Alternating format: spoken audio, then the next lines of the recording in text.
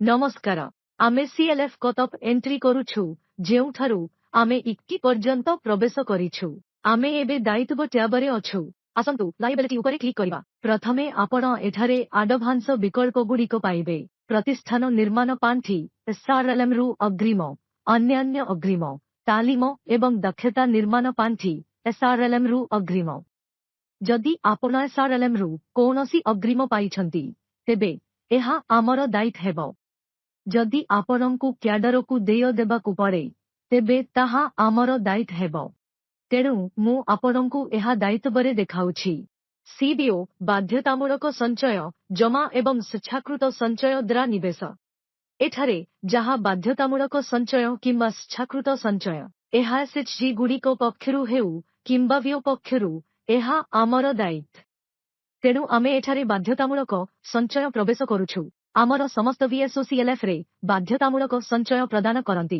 एठारे आपणंकु व्यय मानकर नाम देखाजिबो एवं तापरे आपणंकु बाध्यतामूलक संचय पाई सूचना देखाजिबो। जदि आपणंकर सीएलएफ रे बाध्यतामूलक एसएचजी संचय अछि तेबे आपण एठारे एसएचजी उपरे क्लिक करिवे। तापरे आपण एसएचजी रे बाध्यतामूलक संचय प्रवेश करिबार सुजोग पाइबे।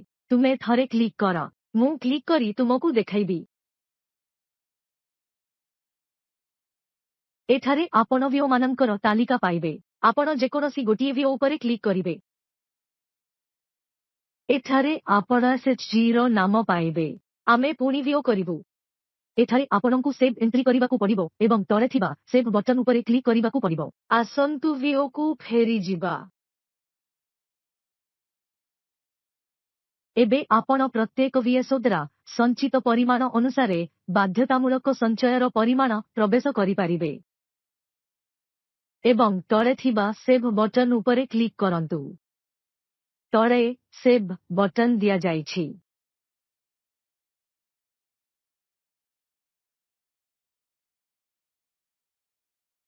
मु एहाकु सेव करी तुमकु देखाइबी।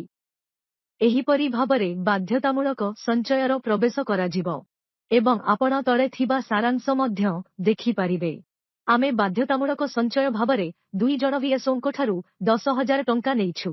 जदि आपण समस्त वीएसओ पाई प्रवेश करंती तेबे आपण समस्तंको नाम एवं परिमाण देखि पारिबे। धन्यवाद।